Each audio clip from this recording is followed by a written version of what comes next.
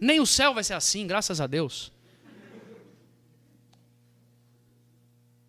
Nós vamos perder Deus de vista. E a única maneira de voltar a encontrar o Senhor é dizendo para Ele como está o nosso coração. Porque quando nós dizemos isso, não é que Deus vai fazer alguma coisa, não é que Deus vai falar, agora sim eu vou atender você. É porque isso é nosso.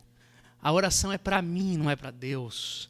Eu canto ao meu Senhor, é por minha causa, não é por causa de Deus. Deus não está sentado num trono me ouvindo cantar. Eu canto por minha causa, eu oro por minha causa, eu leio a Bíblia por minha causa, porque sou eu que preciso achar o meu coração nos lugares mais distantes para onde ele foi, trazê-lo de volta à fé de que o meu Pai está olhando por mim, mesmo quando eu não enxergo. Mas para poder dizer que eu sei que meu Pai está olhando por mim, eu preciso dizer o que eu estou sentindo. E mais, eu estou diante de uma dificuldade, de uma tragédia, de uma pessoa que está na iminência da morte, de alguém que está em sofrimento, eu perdi o meu emprego, eu estou passando dificuldades, problemas, meu casamento está ruim, eu não sei, alguma coisa está acontecendo, espero que não tudo isso ao mesmo tempo na sua vida, porque senão também vai ser difícil, mas eu espero, alguma coisa está difícil, está ruim, e aí eu preciso saber o que é que eu peço para o Senhor, porque inclusive eu tenho que saber o que eu peço, porque Deus só vai dar o que eu peço. Que tinha uns birutas malucos na igreja, ainda tem, vai ter pro resto da vida. Gente biruta na igreja nunca vai passar.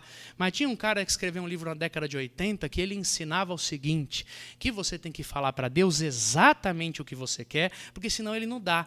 E o exemplo dele era tão, que ele falava o seguinte, você tem que dizer até a cor do carro que você quer. Você ficou pedindo para Deus um carro, mas não falou para ele qual era o modelo, qual era a cor. Quem falou isso foi o Pon Yong-Cho, está escrito no livro dele, Quarta Dimensão, da década de 80. Eu sei que é muito velho, aí a maioria nem, né, tem gente que nem era nascido, né? Graças a Deus, não precisou ler essa tranqueira. Mas nós, na década de 80, nós lemos esse negócio buscando o Deus da oração. Porque ele dizia isso. Se você falar para Deus, eu quero um carro, mas não falar a cor que você quer, e falava tudo isso daí. Mas ele falava essas coisas todas num ambiente de que Deus precisava saber para realizar tudo o que você deseja. Porque Deus quer dar tudo o que você deseja.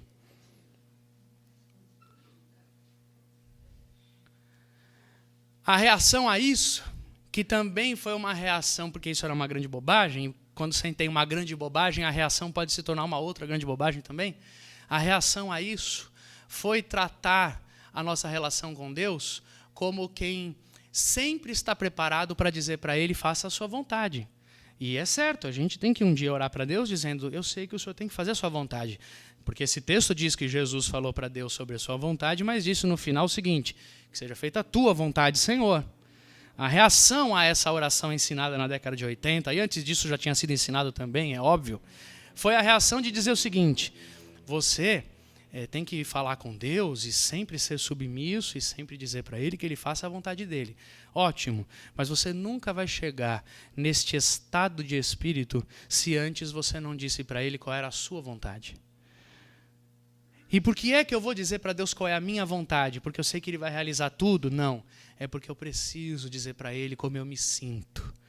Eu preciso dizer para Ele onde estão os meus olhos. E eu posso dizer o que eu quiser, e eu posso orar o que eu quiser, porque eu sei que Deus não é um tolo, tirano, não é um Deus grego, não é uma ideologia, não é uma criação tola dos homens que fica submetido e vulnerável aos pedidos humanos. Não, Deus é um Deus que faz o que tem que fazer por amor a mim, não importa o que eu fale, não importa o que eu sinta. E é por isso que eu tenho toda a liberdade de dizer para Ele qual é a minha vontade. Portanto, eu tenho uma pessoa no hospital que está à beira da morte, alguém pode dizer para mim, olha, ore para que seja a vontade de Deus. Eu não vou conseguir que seja feita a vontade de Deus antes que eu ore o seguinte, eu quero que ele fique. E você pode ficar tranquilo que na hora da morte, quando você orar a Deus dizendo eu quero que fique, você fique tranquilo, pode ficar tranquilo que Deus não vai fazer o que ele não vai deixar de fazer o que ele tem que fazer só porque você pediu para ele não fazer. Mas eu preciso dizer quem eu sou, eu preciso dizer o que eu quero. Eu não quero ficar desempregado.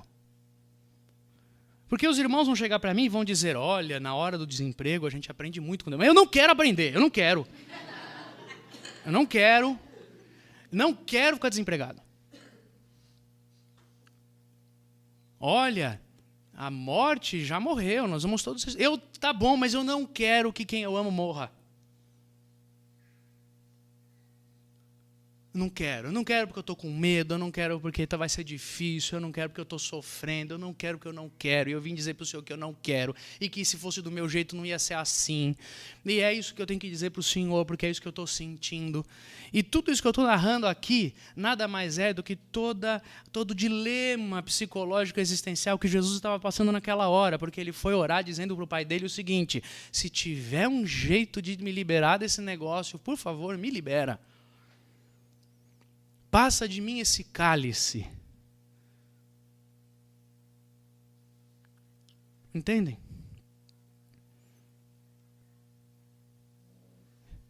Eu preciso ter essa oração com meu pai. Eu preciso orar desse jeito. Eu preciso criar esse ambiente de individuação no universo. Porque nós somos seres assim, nós somos seres que vivemos duas dimensões muito profundamente na existência. Nós somos, ao mesmo tempo, únicos no universo. Eu, Alexandre, nascido no ano tal, vivendo nesta terra, tendo esta família, sendo composto desses desejos, destas vontades, desta visão de mundo, eu sou único. E de vez em quando eu tenho a sensação de que o universo inteiro só se justifica por minha causa. E que o mundo deveria girar e fazer funcionar para que eu tivesse o meu problema resolvido. É nessa oração, é isso que eu tenho que orar a Deus e dizer para Deus. Eu estou precisando dizer isso para o Senhor, que o mundo seria diferente se fosse desse jeito, que eu acho que o Senhor devia fazer isso. Se fosse possível, me tire desse negócio, me cura quem eu amo.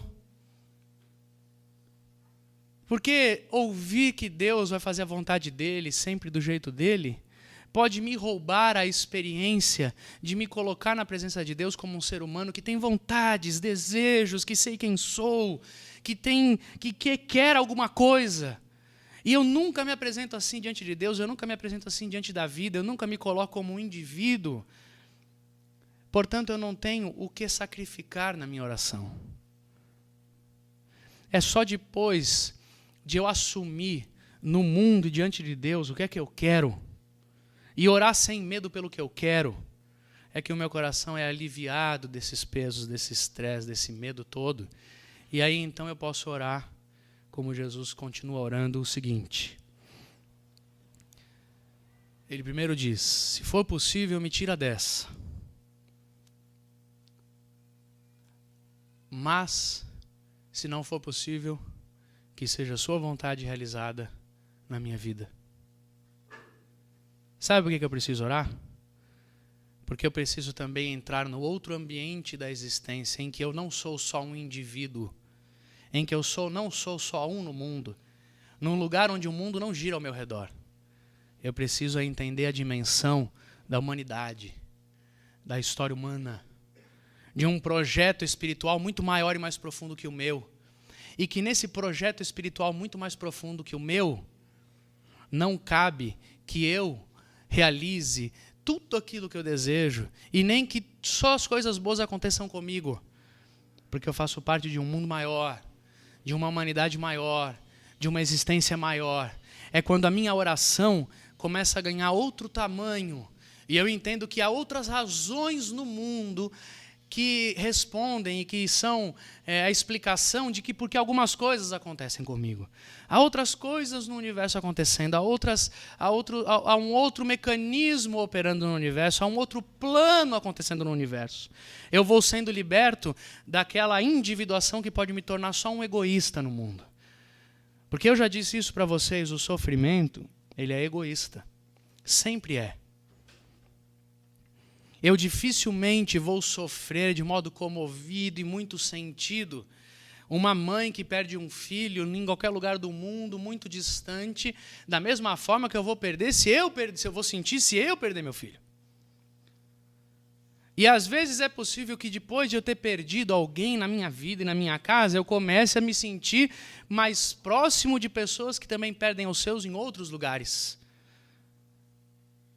Mas até que eu abra a minha visão, até que eu entenda que o mundo tem outras realidades, eu ainda estou preso a uma oração somente egoísta. Eu preciso migrar, então, para o estágio em que eu digo para Deus: seja feita a tua vontade. Sabe por quê? Porque a oração vai começando a me colocar no meu lugar e eu vou entendendo o seguinte: nesse mundo eu sou servo do Senhor. Ele é o Senhor de todas as coisas, Ele é o dono do universo, Ele é o dono da história. Isso aqui tudo é dEle, a minha vida é dEle, a vida das pessoas ao meu redor são dEle.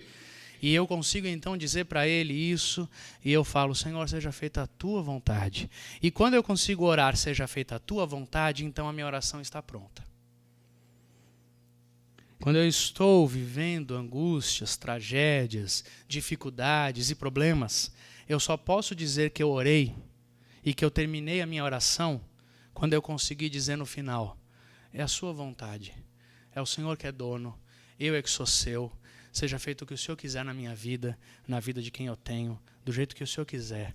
Eu te pertenço, os meus dias são teus, a minha vida é tua, o meu dinheiro é teu, a minha casa é tua, o meu trabalho é teu, a minha vida, o meu corpo, as minhas emoções são todos teus. Eu sou teu e que seja feita a tua vontade. E quando eu consigo fazer isso, então eu posso dizer: amém, eu orei. Isso quer dizer que nós vamos viver processos de dor e de dificuldade na nossa vida que podem durar semanas, meses e anos, em que nós vamos estar orando esse tempo inteiro. Que vai chegar fases nesse tempo todo de dor em que nós vamos estar com raiva, indignação, tristes, reclamando. Depois vai ter momentos em que nós vamos conseguir dizer para Deus o que estamos sentindo, que queremos que Ele mude a situação, e vamos nos debruçar e chorar, até o ponto em que a gente, a respeito desses assuntos, consiga dizer: tá bom, que seja feito o que o Senhor quiser, porque o Senhor é dono de tudo. E eu vou continuar te louvando, eu vou continuar te servindo, não importa o que aconteça na minha vida. Cabe tudo nessa espiritualidade. E eu só posso dizer que eu terminei de orar. Eu só posso dizer que um assunto na minha vida foi suficientemente orado quando eu posso dizer para Deus: seja feita a tua vontade. O Paulo, o apóstolo, em 1 Coríntios, ele fala o seguinte, que ele tinha um espinho na carne dele. Ele tinha um sofrimento na vida dele que era comparado a um espinho, uma lasquinha de madeira dentro da carne, que incomoda, que dói. Você já deve ter passado por isso. E ele disse: eu tenho um problema na minha vida que é como um espinho. Está me incomodando e me está dando muito trabalho e muita dificuldade. E eu orei a Deus.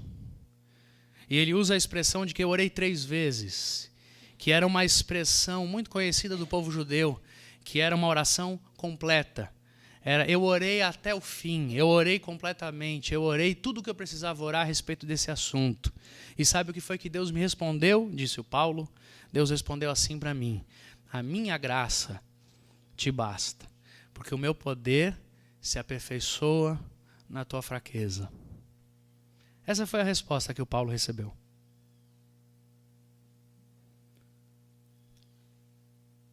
É a resposta que a gente chega na vida quando a gente consegue entender: tá bom, eu sou teu, aconteça o que acontecer na minha vida, eu confio no Senhor. É aí onde a gente tem que chegar com a oração. Vocês entendem? Uma oração, na hora das maiores dificuldades, ela tem que começar com as pessoas desabafando diante de Deus o que elas sentem, pedindo para Deus o que elas pensam e confiando que Deus está no controle de todas as coisas, não importa o que nos aconteça. Eu não sou o centro do universo.